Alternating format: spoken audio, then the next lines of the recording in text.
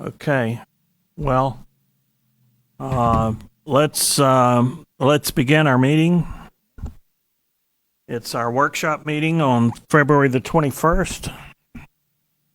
And if you will join me in the Pledge of Allegiance, and then that will be followed by the invocation. I pledge allegiance to the flag of the United States of America and to the republic for which it stands, one nation, under God, indivisible, liberty and justice. Almighty God, we just said that we were under God.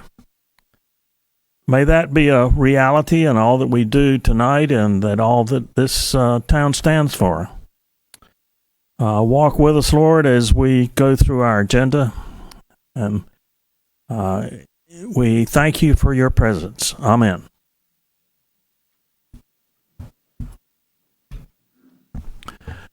Okay. Commissioner Price has been sick, but he decided that he would like to be present tonight. Okay, she's trying to hook him up, and Junior, if you're listening, hook up with the substitute clerk. All right. We have before us 6 items plus a closed session. Are there any additions or changes to the agenda? I don't see any. If not, is there a motion to approve the agenda? I make a motion that we approve the agenda. Okay. All in favor, raise your right hand. Okay. Well, I don't count right now. It's 3-0. So we'll delay the issue of Commissioner Price until we see if we can get to him. The first presentation, Cecil Rhodes will present an update on the system development fees.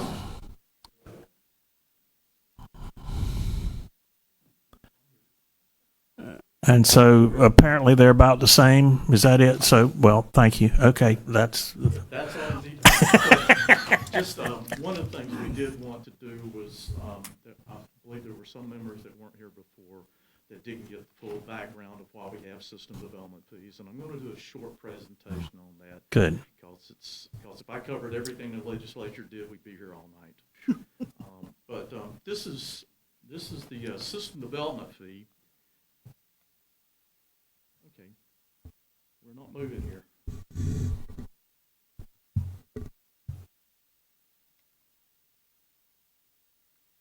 It's not reaching. Can you forward that for me?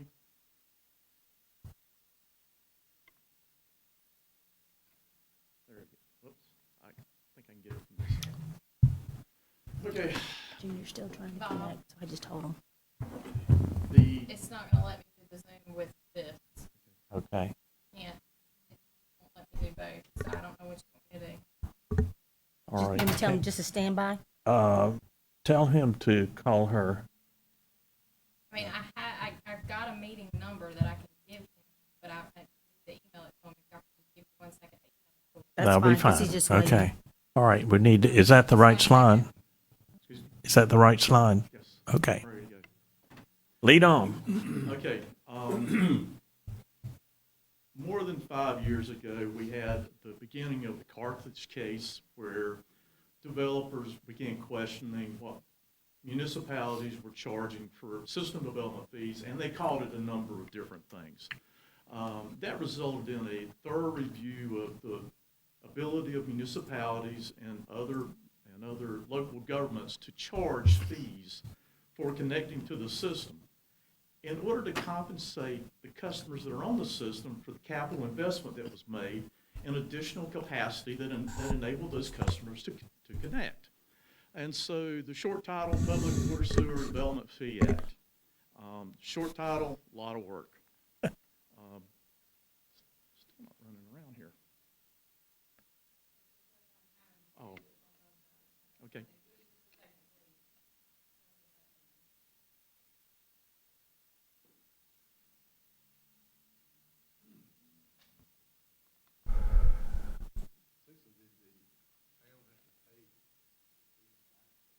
Yes. Yeah, quite a few did, and basically it was more of an appropriation of different fees. Didn't really become as much as that had been paid. They made a reasonable assumption for what there really should be, and they did some really good work on it, I think. You were involved in a lot of the suits. Is it fair to say that the range was up to $7 to $11 million that had to be paid back? Right.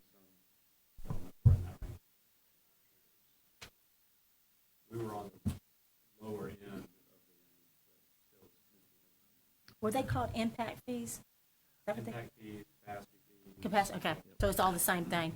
But those are still available as the development progresses, right? Similar. There's a. That's what I'm saying. So that's how we got here. Okay. That's how we got here, and actually, great question. We have a list of what used to be charged and what's available to be charged now.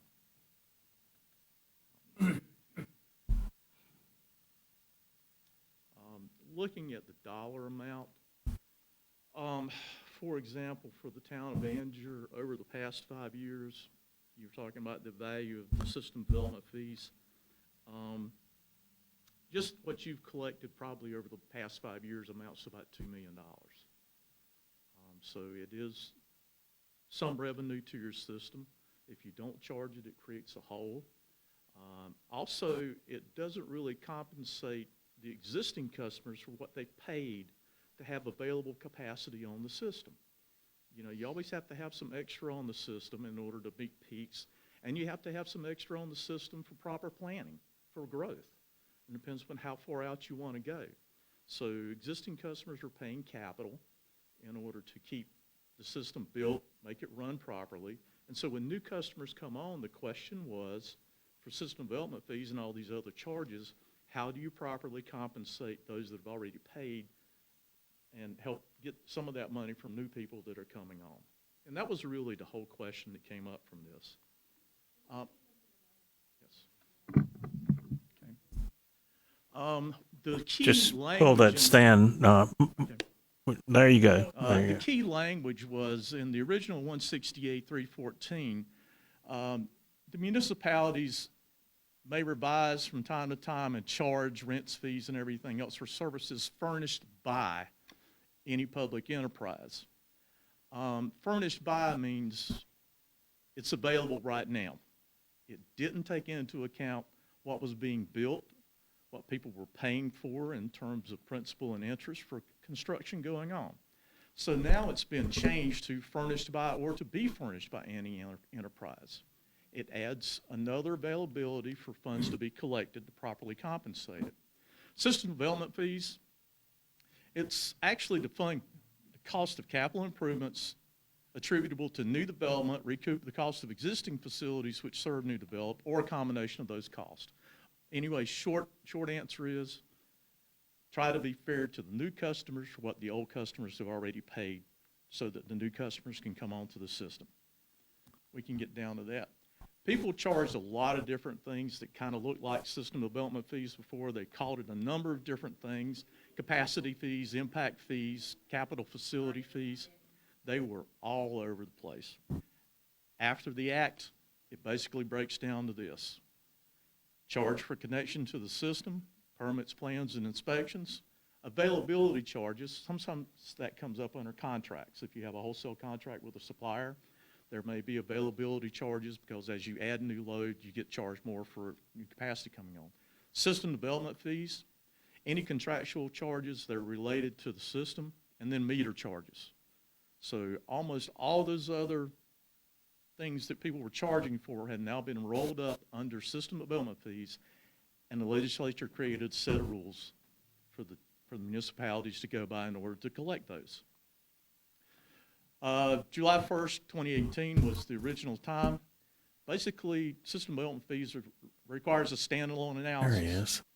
It's done by a professional or licensed professional engineer that's reasonably detailed with the assumptions and employs generally accepted engineering, accounting, and planning methodologies, i.e., it has to be systematic, justifiable, and reasonable.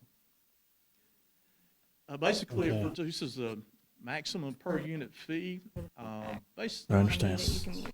Okay. It gives you the maximum number you can charge. You can charge less if you want to. Some people do, not many.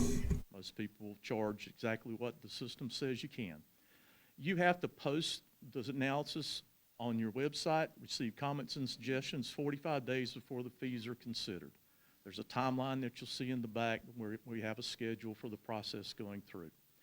I hate to tell you, but you're going to see me at least twice more. There's a public hearing. It gets adopted by the governing board, published in your annual budget, and lastly, it has to be updated every 5 years. If you don't update it, you're no longer allowed to continue to charge. We have to identify the assets and the value of the capacity, identify new assets that are being put on or are going to come on over the next 5 to 10 years, adjust the value based on standard practices. Okay, you're going to get into replacement cost, replacements cost new versus depreciation, et cetera. Is simply a matter of how do you value what you've had around for X number of years. It's like putting the value on your house. It's like putting the value on your tobacco barn or anything else. Insurance companies do this all the time. Equivalent residential unit, the charges are calculated equivalent to what a normal house would pay. And then larger customers are multiplied times the capacity they are more than a normal house. Very simple. It just goes down to you're just based off of residential customers, and then we move forward for larger and larger capacities. And that's what conversion to new customers, that simply means somebody puts in a 4-inch main versus a 5/8-inch main for a residential house. Okay, big number here. First off, the equivalent residential unit 2023. The big change was you added some system capacity on your water system. The ERU now, equivalent residential unit, is 5,600. That does not necessarily mean you can serve 5,600 people, because this is simply based on an average number. You have to have 20% for peak days. You have to have another percentage in case you want to maintain pressure on your system. But it is calculated on, according to how they tell us to do it, based on the system capacity and then the average number of gallons used by a residential customer. Same thing on the wastewater side. Hasn't been a large change in your wastewater yet, but you've got some projects upcoming that'll take care of that and add it up. So it's still about 3,883. That's close to what it was last time. There are, for valuing a system and looking at how you do it, the buy-in method. The buy-in method simply says what's the value of your system right now, water and sewer. Replacement costs, new, less depreciation is what we use standard. So we decide what would it cost to replace it today, and then if it's been depreciated by 80%, we reduce that number by 80% for depreciation. That gives you a value, what some people would call pretty close to, if you were going to sell it, that's the least amount you'd take for it. Yeah. Incremental or marginal cost, as you have projects going on that are still under construction, but they're not in your asset, how do you value those? You've issued debt. Your customers have been paying principal and interest on that. So we have to look at what's the principal that's been paid by the existing customers to date before that water line or tank or whatever goes in. That's the value that the customers have paid for, so that's the value we apply to things that are under construction. Everybody's paid for it. Combined method, we add the two together, and very simple. Now, the legislature said you can collect these funds, but we're going to tell you what you can spend them on. Buy-in, capital costs associated with previous projects to have available capacity and rehabilitation projects. The money you get for buy-in, you can use to refurbish what you have. rebuild it, replace tanks, replace motors, replace pumps, reline your systems, whatever you can do. Incremental, combined costs, it's future capital needs. That means you can apply that money to your principal cost moving forward until that project goes into operation. Buy-in method, this is very simple. We use replacement cost new less depreciation. We adjust for existing debt, contributions, and everything else. If it costs you $6 million for a wastewater treatment plant and you got $2 million from the state, grants or whatever, you put in $4 million. If you have existing debt on that of another $2 million, then the value that you have in that system is $2 million. Pretty straightforward. They don't let you double count. Other adjustments to appropriately value a system, sometimes there are just different things that come up, like we say, if you're doing replacement cost or anything else, you simply have to take a look at it. Incremental or marginal cost, basically any principal payments that are paid for ongoing projects. You're paying principal and capital for stuff going on. The principal represents the value of what you're putting in the ground. So that's the value of your system. We didn't have to use that for this 2023 update, mostly because you guys did a significant amount of refinancing. And that took out a lot of stuff. You refinanced your existing debt and you put in some extra for the ongoing projects. Boils down to, here's the preliminary number. Water system development fee for water, $310.14. Wastewater fee, $2,361.14, $26.71. And this is preliminary because until I give you the signed, sealed document from the engineer, this will all have to be stamped preliminary. Right now, these numbers look pretty close. You can have a proposed rate, and what I typically recommend is simply rounding it down to the nearest dollar. Make it simple, make it straightforward. You know, that's what we did last time when we put it in place. Right now, 310, 2361, and 2671 are the numbers. What do those numbers mean? Quickly, looking at your system development fee 5 years ago, $2,659 total. You're at 2671. The water went down mostly because you added more water capacity. So you had a higher number that blended down the number of, that added to the number of customers you could serve, so it got divided by a slightly larger number. Both systems had, assets were increased somewhat. 2022, 2021, as you all know, the inflation rate, the consumer price index went up, so it added more value. That's what replacement cost new less depreciation means. Tries to give you a true value. All in all, it balances out pretty close. The other thing that affected it is when you did your refunding, you refunded about, I can't remember, around $4.5 million of existing debt. You issued some more, approximately $1.5 million on top of that. The total amount of that debt goes into the analysis. By refunded, you meant we rebarred it. Yeah, you rebarred it. You paid off your old revenue bonds, general obligation bonds, and you issued new revenue bonds. At a lower rate. At a lower rate, which is always good. As an example, this is not, I just pulled these numbers from a number of system development studies I could find. As you can see, the difference between Anger 2018 to 2023 was not a big change. Of the ones that you can see locally, you're on the lower end of the scale. It's attractive for developers when you take a look at it. You can see some of these are pretty high because they have a lot of existing value in their system. They do an analysis. This is simply what people are charging. I just want to see where you were at relative to the surrounding area. If you have any additional questions, I'll be happy to research other ones for you. A lot of these cities do their own systems, though, right? Whereas our system is in Lillington. Does that make a difference? It's still the value of your system here in town mostly, and your water tanks here in town. Okay, so it's just a matter of size then. It's just a matter of. Right. Yeah, it's gonna be lower. And if you're charging for services, that goes in your operational rates, which goes in your standard rate per gallon, whatever.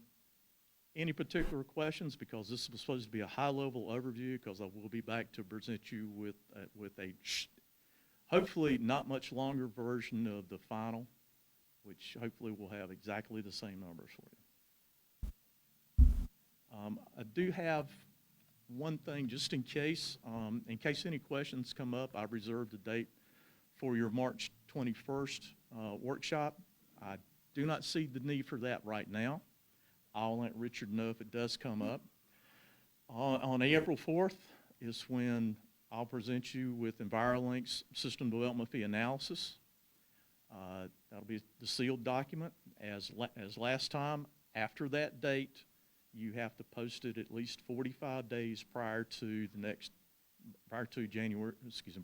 July 1st. I'm trying to give as much time as possible, so your actual review and approval date will be June 6th. And at that time, we will review any comments that you have received. We'll answer the questions. We'll address it. If there's any changes needed, they'll be changed then, and then you'll be ready for posting. Any questions?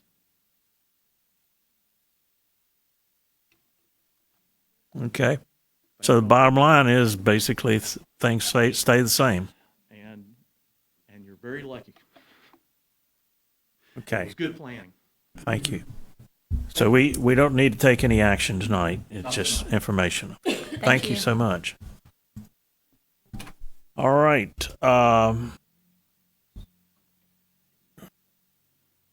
Deleting a portion of Roy Adams Road and West Church Street from the state highway system. Who's doing that?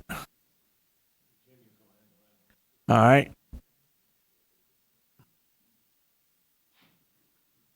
Good evening, board. Hope everybody's doing well. So two streets here in town that one being West Church Street Extension is actually maintained by the Department of Transportation, along with Roy Adams Road. And Roy Adams Road off of Tippett ties into Clearfield subdivision. And as you know, with our development coming in at the end of Roy Adams Road, it goes from asphalt to a dirt road. Dirt, yeah. And so what we're looking at doing is basically taking over the maintenance of those roads. Myrtle Manor, which is the subdivision that's going at the end of Roy Adams Road, will actually build the road and put in the infrastructure for that. So hence the reason why DOT would require the water line to be outside of the sidewalk and curb and gutter, and we would prefer it in the road. So one way to do that, if we take and have maintenance of that road, then that'll be ours to determine where the infrastructure goes. And we don't have to wait on DOT to, Correct. yeah. So, and like I said, correct. Right. And That's what I'm saying. Yeah. Once it's approved, the resolution, and that's set to DOT, we'll take over maintenance of those roads, and then it'll be more money for in our POW bill funds that we get every year for POW bills based on the street mileage that you have that you get reimbursed. So that'll be part of it. And then, as you know, the subdivision at Honeycutt Oats is coming into Church Street. They'll be bringing in utilities there, and tying in to the Church Street extension. And so that's another reason for why looking at taking over the maintenance of Church Street. And Okay. so I think according to DOT, we just need these resolutions to be able to send that to them and proceed with that.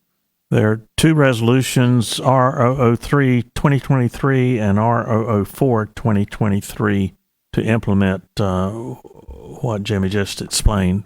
Is there a motion to do that?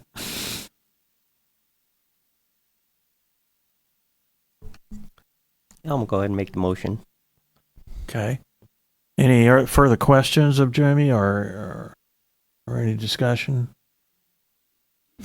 Okay, all in favor, please raise your hand.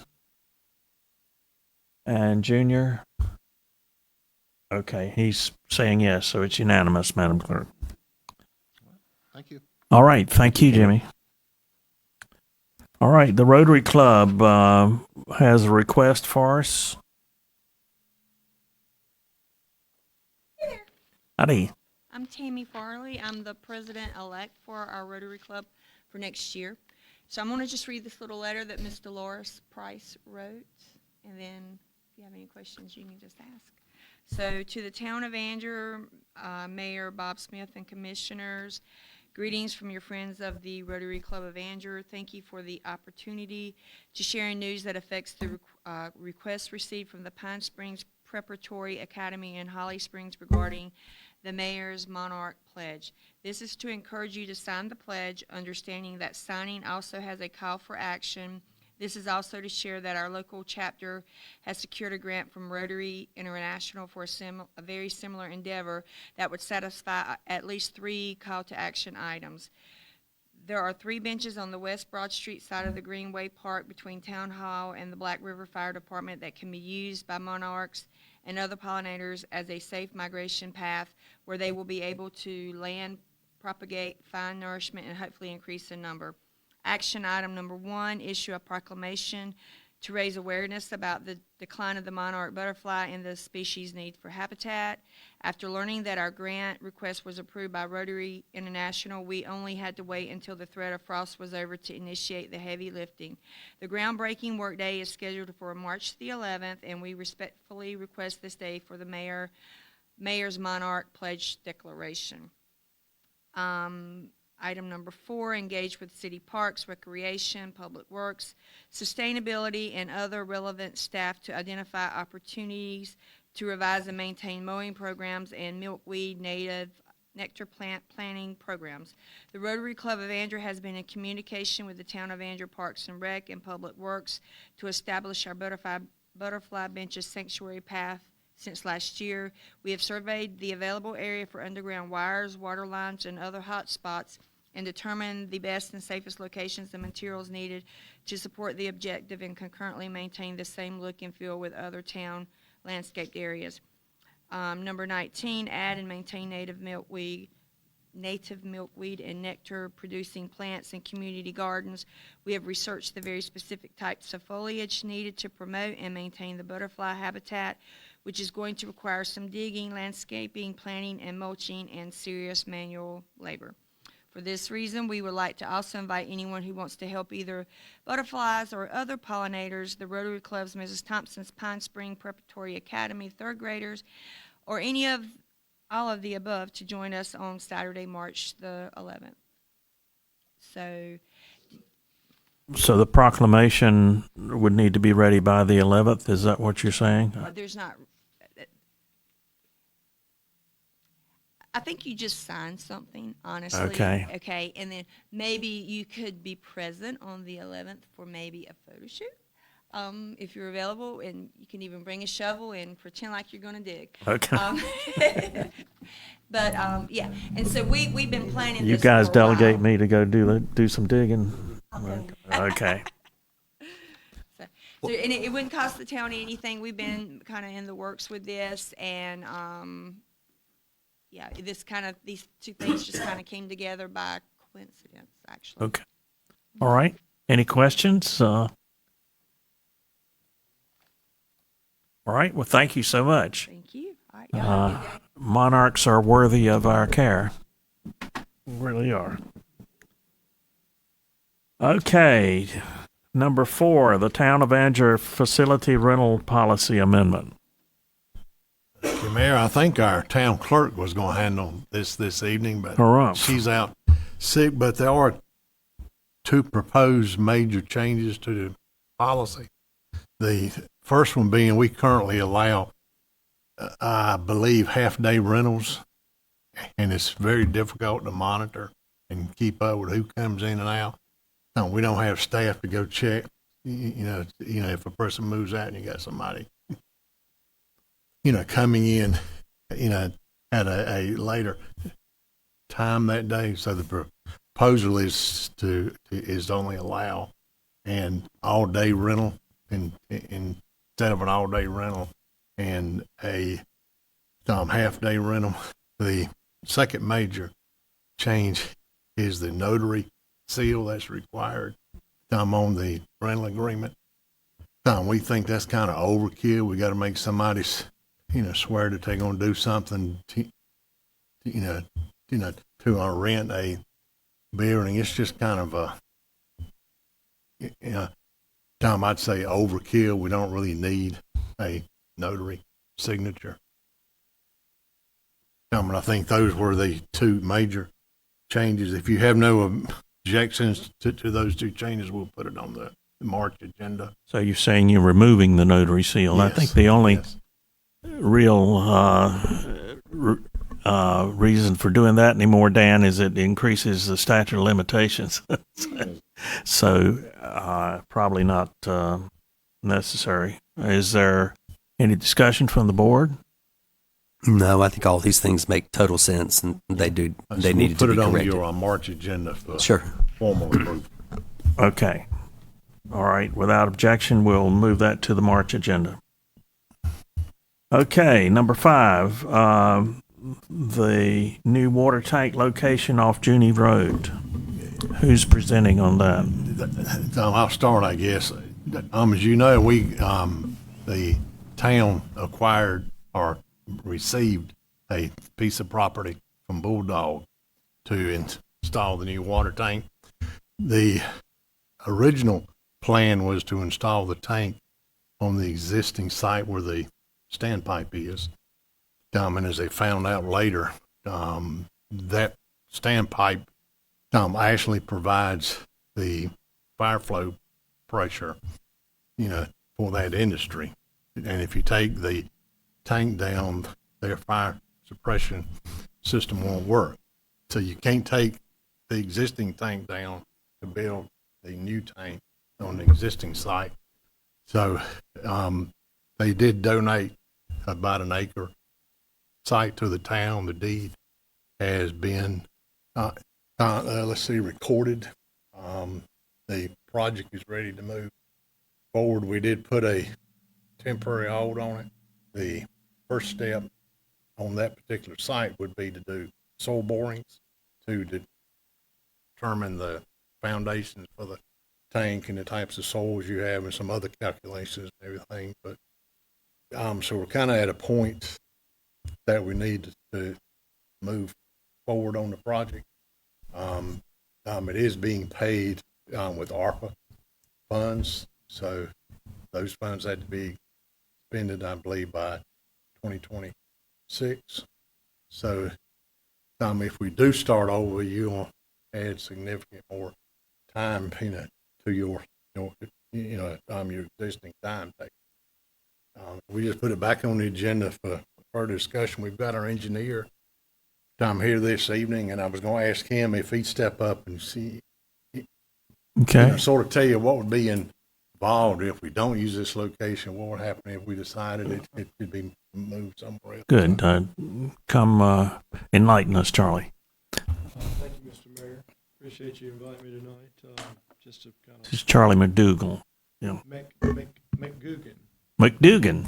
Okay. Guggen with a G. I don't have problems like that with Smith.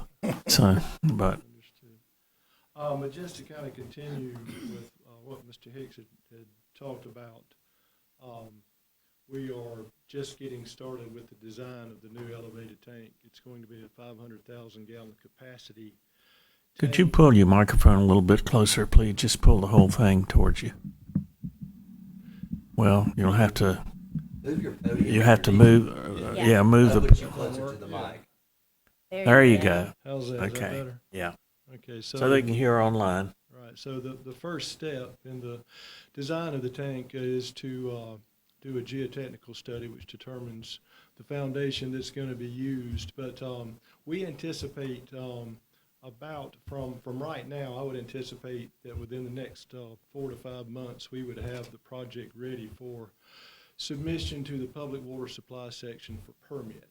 And then from that point, it would be just a matter of advertising and receiving bids the construction time for a project like this is typically 12 to 15 months. So we've certainly got adequate time to get the project done in the window required by ARPA, but at the same time, it's not something that we want to postpone if we don't have to. We want to try to continue with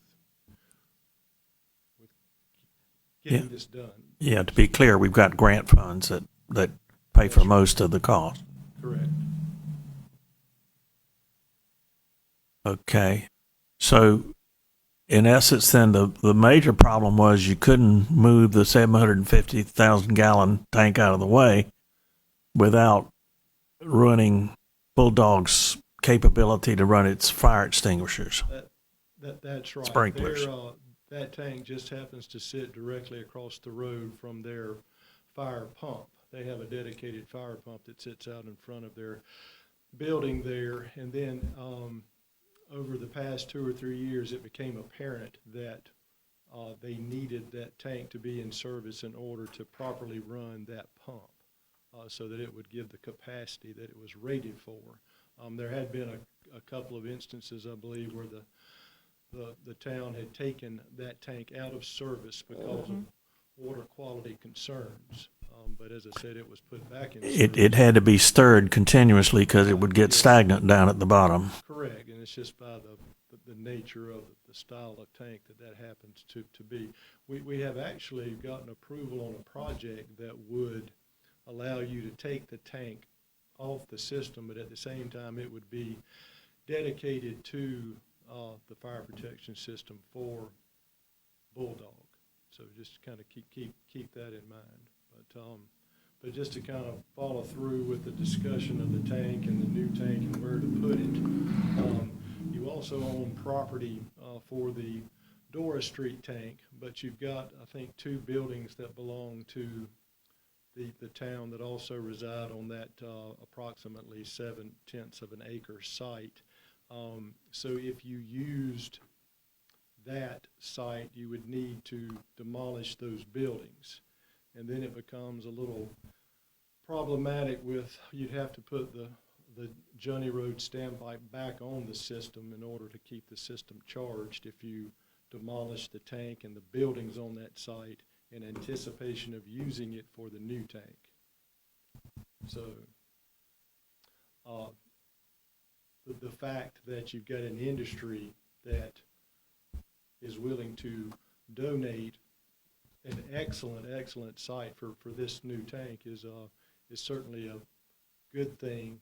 It's a cleared site, it's relatively flat, and there's plenty of area to build the tank so the tank folks will like that a great deal, and that will help the cost of the tank. And at the same time, this area of town is one of the higher topographic elevations across town, and that keeps the tank from being so tall where it gets very, very expensive.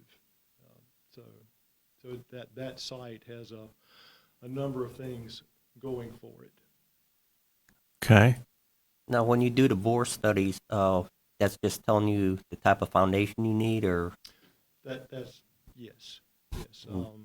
For a tank like this, we will probably do 3 soil borings by a qualified geotechnical firm, and then those folks will put together a document that will document what the acceptable foundation systems are for this particular tank.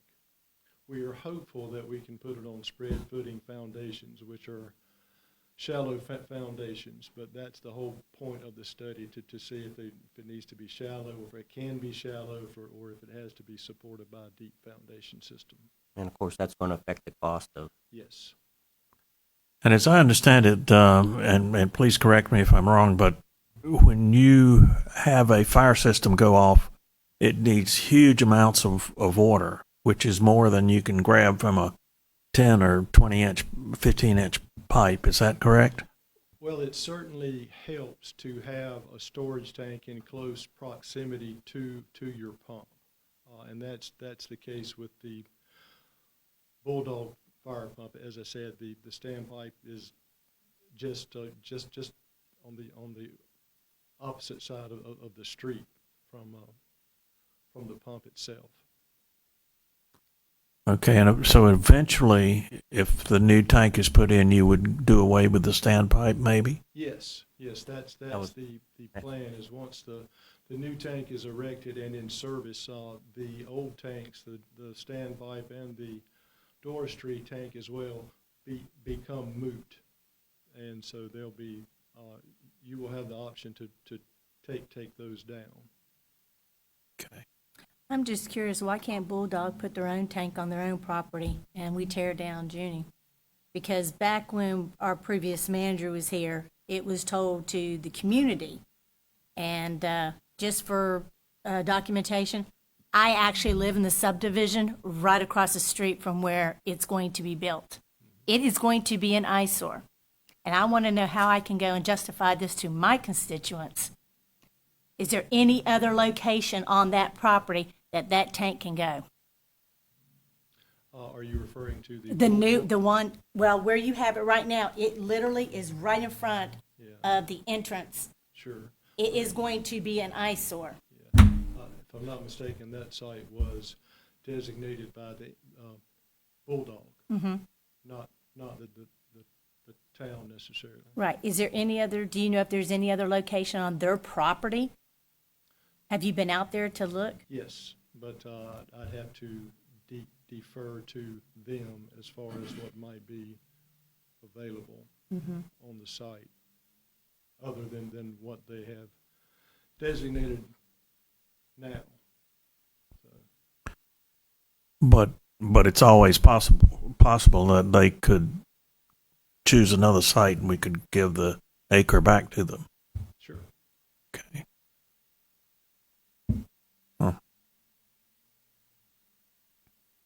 Can you explain again, and I read it in the documents that were received, can you explain to me again about what you were talking about, I guess, the better or ideal topography as far as elevation as to where something works better than another location? Or I didn't quite understand that. Or was it to do with the height of the tower itself, or the fact that the land is higher, therefore better pressured?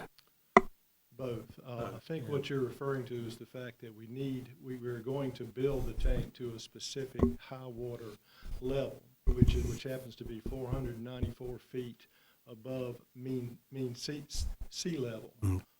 So what that means is, for instance, the site where the Doris Street tank is about 315 feet above mean sea level, and the site at Bulldog is about 340 feet. So when it comes time to build the tank, you only have to build the tank to about 155 feet. At the Bulldog site, you would have to build the tank to about 175 or 180 feet at the Doris Street site, just because of the difference in the relative elevation ground level at the two sites. So that difference of 20 or 25 feet has an impact on the cost of the tank. The higher the tank, the more steel you have to use, so it just gets more expensive. Does that answer your question? Yeah, it did.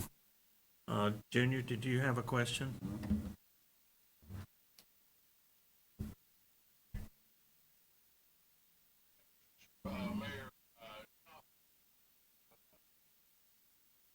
Yes, can y'all hear him? Barely. Barely. I would like to ask,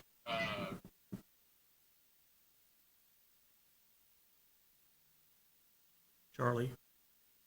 okay, bottom line is I would like, I spoke to you, town manager today, and it's my understanding why we're doing it, and it's the best scenario, but with all the firestorm that's going on, with the constituents out there, I would like to ask the board to allow Mr. Brian Hawley to come up and speak tonight.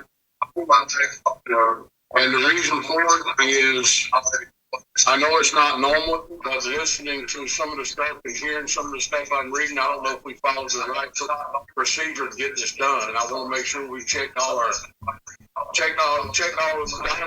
and dotted all the T's. I mean, crossed all the T's. I just want to make sure we're right. Okay, the request is to allow Brian Hawley to come and address the board without objection. I would permit that. Okay.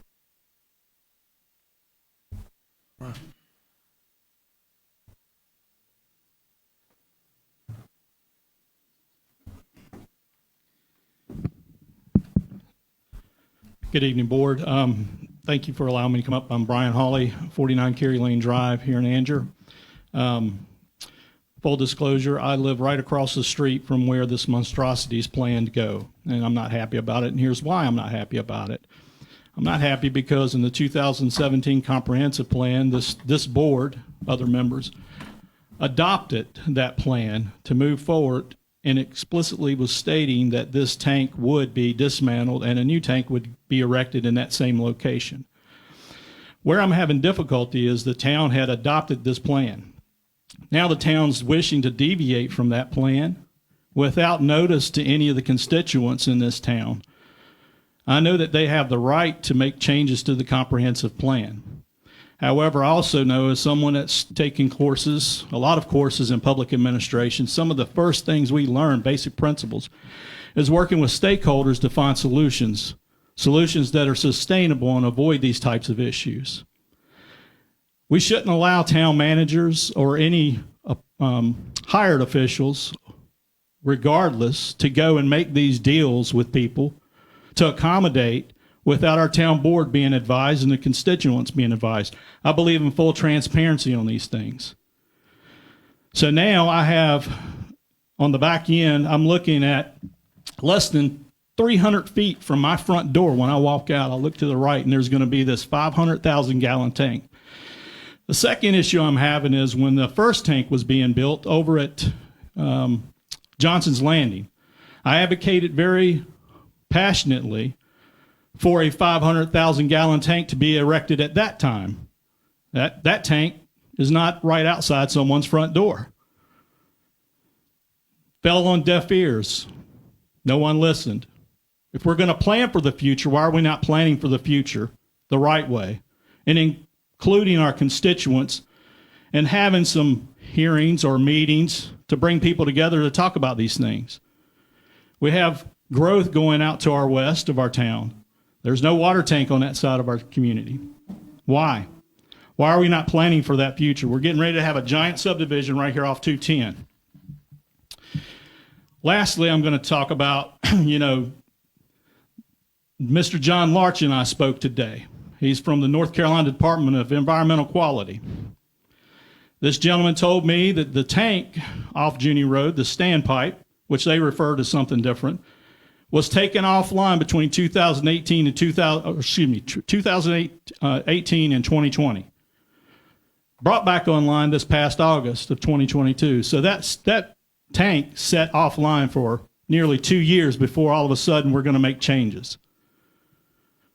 So it's hard for me to sit here and accept the fact that this is the best option that this board and this town can come up with.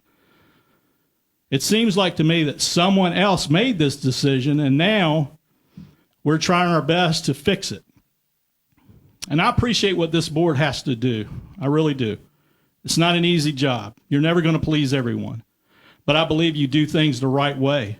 And I believe you bring people together and you talk about these issues in our community. Our community is our community. We live here. Some of these officials that come here are hired or appointed. They don't live here, and they're making decisions based on what? The easiest way to get something done? To me, it's not right. It's not fair.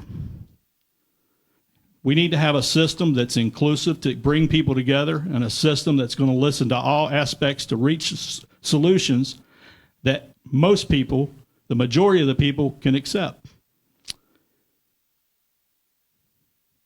So, thank you for tonight. Let me letting me get this off my chest because it's been eating at me for some time. But I will be emailing you some more information pertaining to my conversation with the North Carolina Department of Environmental Quality. Thank you. Thank you, Mr. Hawley. Any discussion from the board?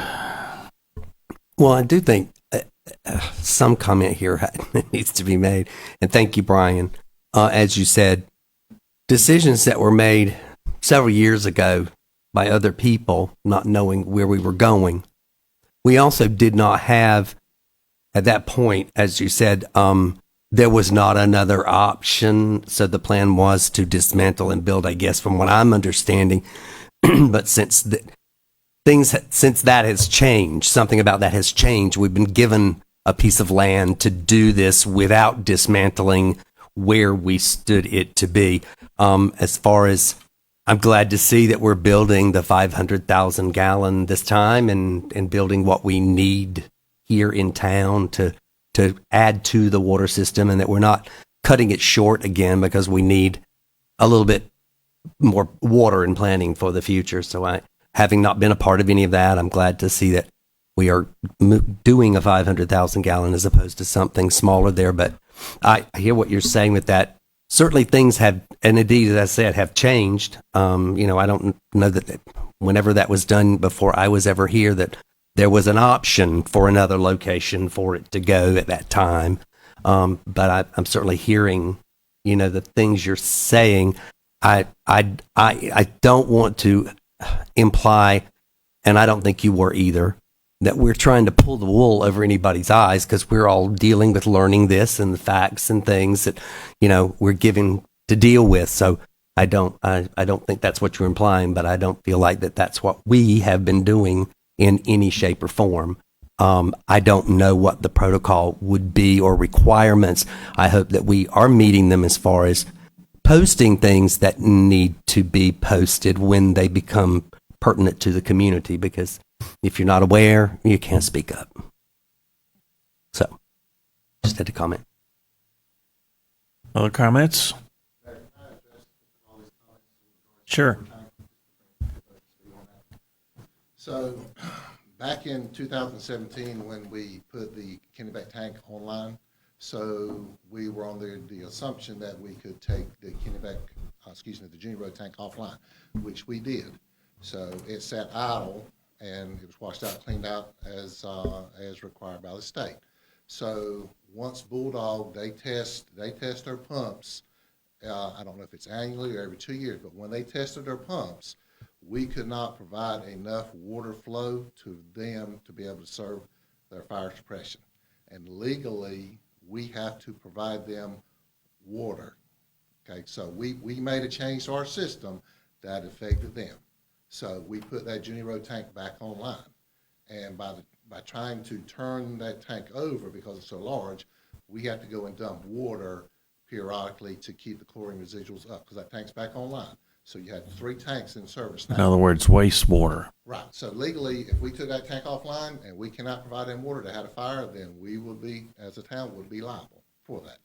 So as we looked at the original plan was to put it back in that, because we had that spot. In the same spot. In the same spot. But then when we found out with us going to the larger tank, there was not enough room to put that in there.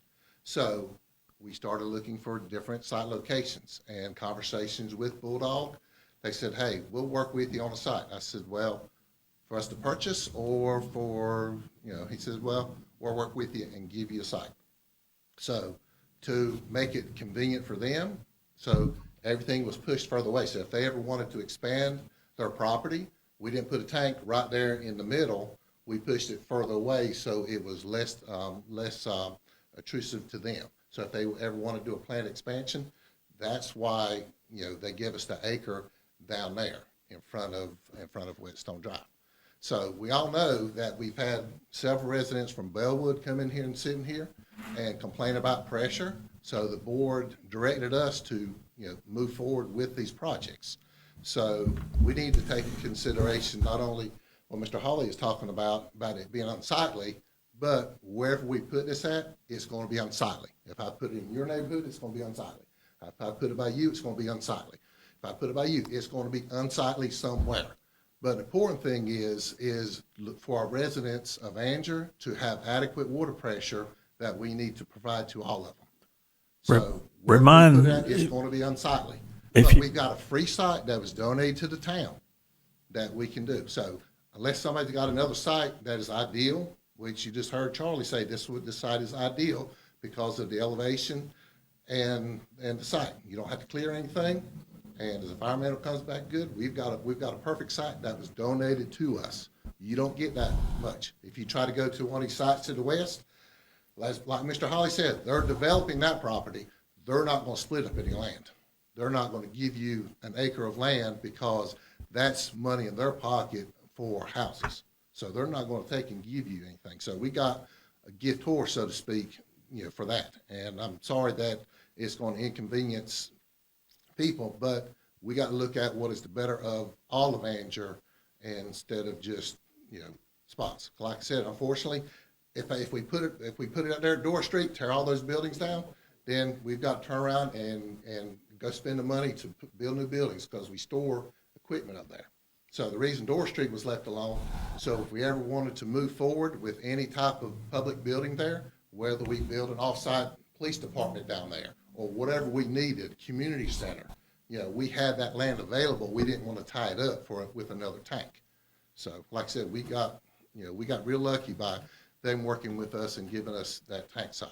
So, we'll do whatever we can to make it aesthetically pleasing, fencing, shrubbery, whatever we need to do there to make it aesthetically pleasing.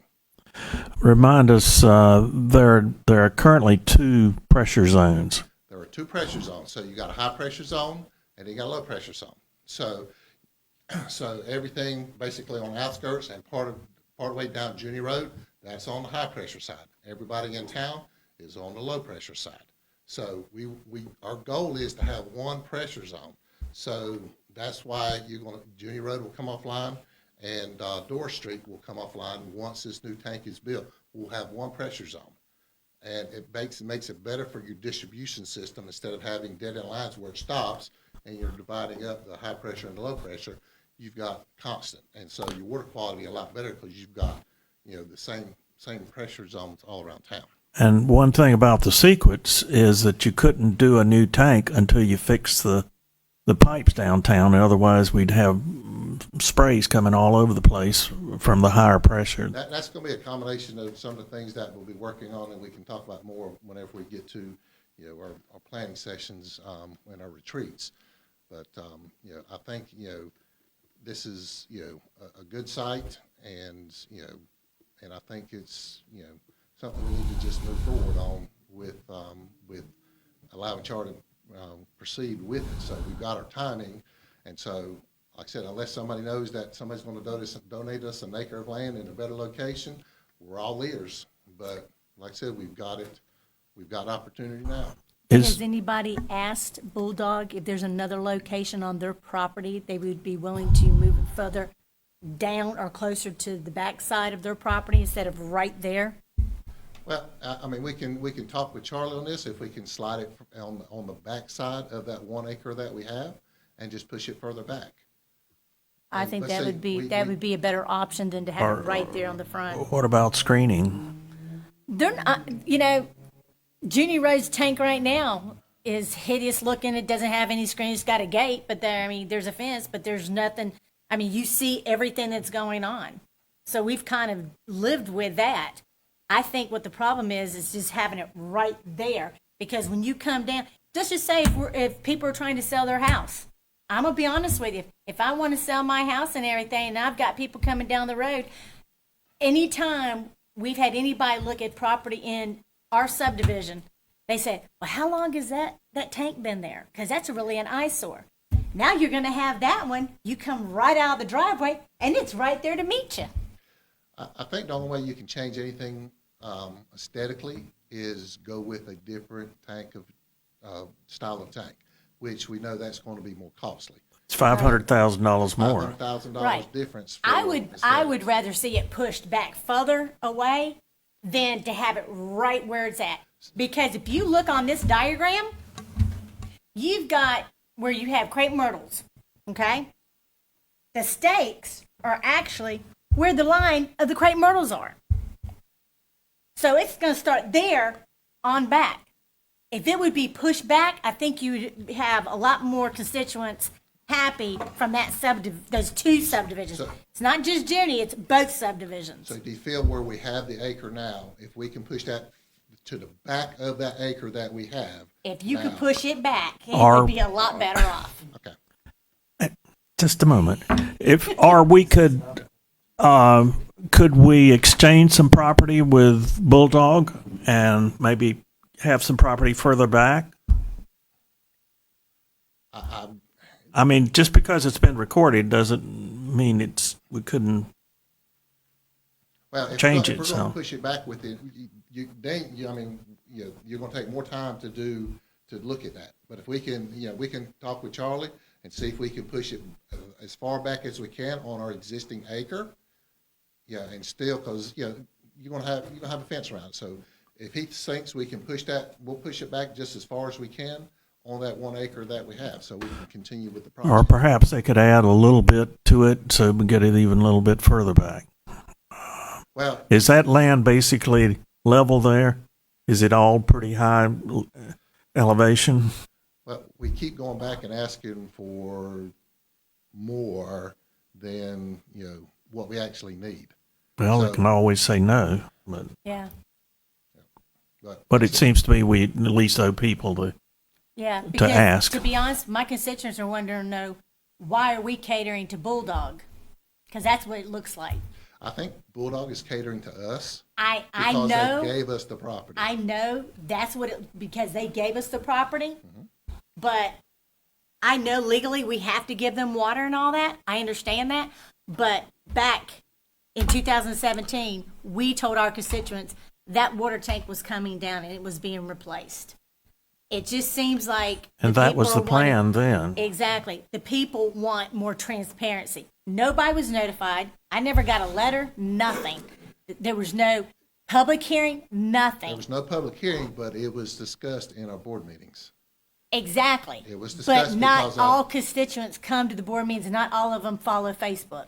Well, So- with all due respect, with the constituents, I see your husband as the constituent. Right. But nobody else. Well, because tonight, they were like, I told them, I said, you're not going to have an option to come up here and speak. It's going to be permission by the board. That's why they're not here tonight. Well, If you would like I can make the motion that we table this We'll do and whatever, think half the constituents up here. we'll do whatever you want to, Ms. What- Holly. Yeah, what about because this? I work for the manager, and the manager works for the board. So if y'all want us to look for another spot, we'll look for another spot. But you know. Why don't we defer this until the main meeting in March That'd be fine. and have the town manager and Jimmy talk to Bulldog and see if there are any options there, and see if there's any variation that would still be So acceptable. what variations are we asking for? More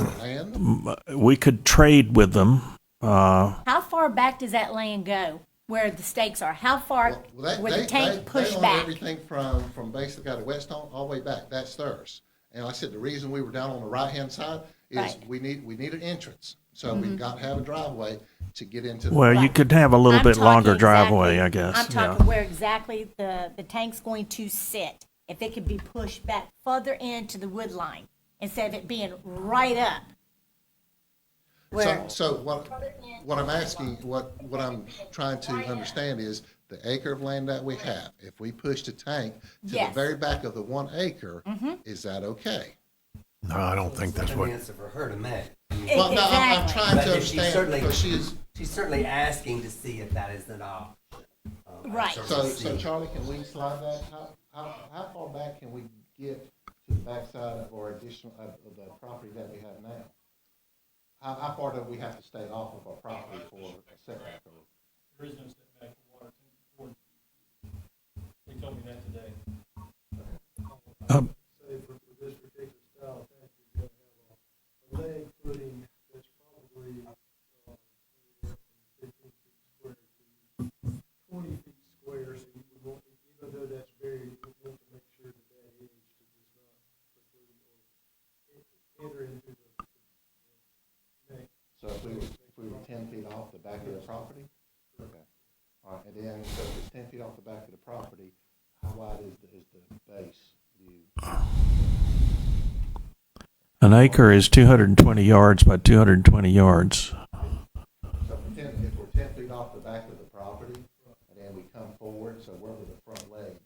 So how the footprint of the tank, what is that size? 50 feet? Okay, so what I can do is I can go out there and still should be surveyed. I can go and pull 50 feet off and put some flags up there, and then that way you can see where the front of the tank would be. Would you like me to do that? Yeah, I would Well, like I to be think able that to would visually certainly see it. help a lot. That way you'll have an idea, visual Yeah. picture of how Certainly. the tank will be sitting. I think part of what I'm hearing too from some of this, and I don't drive down there that often, but I have been down there quite a few times. Another thing that seems to be a major key here for me, and what I'm hearing, is what, I know we said, yes, we're going to put some bermage out there.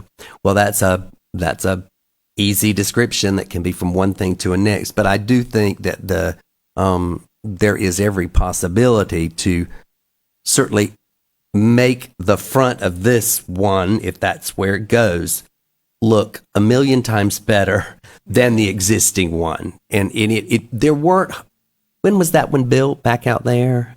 On Junior Road? Junie? The door was built in 35, and so I think that was maybe in probably the early 70s, I guess. Because I was going to say, I know at that time there wasn't much of any kind of housing development out there whatsoever, so there was never any concern about what will this look like from the road. And what I'm hearing here is that certainly we can make that a big priority to change, so that you're not looking at what you're looking at currently with the tower that is there. And by all means, if anybody knows for a spot that's different that we can, that's gifted to us, let me know. I mean, we're willing to work, but the site that we have is still centrally located, which is key in this process. Of course, if we had to buy land, if we had to extend a large water line, if other things would add to the expense, or if we had to increase the height of the tower. So, manager, I'd say keep in mind too that once they gave us the property, our ability to dispose of that property is very complicated. We can't just give it back to them. Unless it was conditional. Right. well, And I mean, we think could there always was. So trade, if we but own the property, we can't just give it back. We'd have And so if you ask them Statutory for process. more that's true. property Yeah, to move it further back, to add some it to would it. be Yeah. very complicated process to give them back what they've already. But if Given. you could add a little bit to it Yeah. without a problem. if You they'd and be Jimmy, willing to. if the manager and Jimmy were to investigate this and come back to us at the March meeting, is that Yep. agreeable to everybody? And I'll go ahead and stake it this Junior? week so we can I see would how far appreciate 50 that. feet is. Okay. We'll have an idea. Sounds like a good discussion. Okay. All right. Thank you, sir. All right. The last item is a public item is a discussion on how to utilize the $50,000 state and county grant funds. Who's doing that? I think Ms. Hawley was going to talk to our legislator. Well, She's I had the haven't been able opportunity. to reach Jim because he's been busy. I would like to table this because until I really get his input, Okay. I don't want to speak out of term with him. Yeah, let's just defer that to the March meeting. Yes. Is that okay with everybody? All right. Mhm. Good enough. Okay, we have one other item. It's a closed session pursuant to 143-318-11A4 to discuss possible property acquisition. Is there a motion that we adjourn momentarily, then go back into closed session? I make such motion. Okay, all in favor, please raise your right hand. Junior's got 2 thumbs up. Okay. This meeting is adjourned, and we'll come back together in about 5 minutes.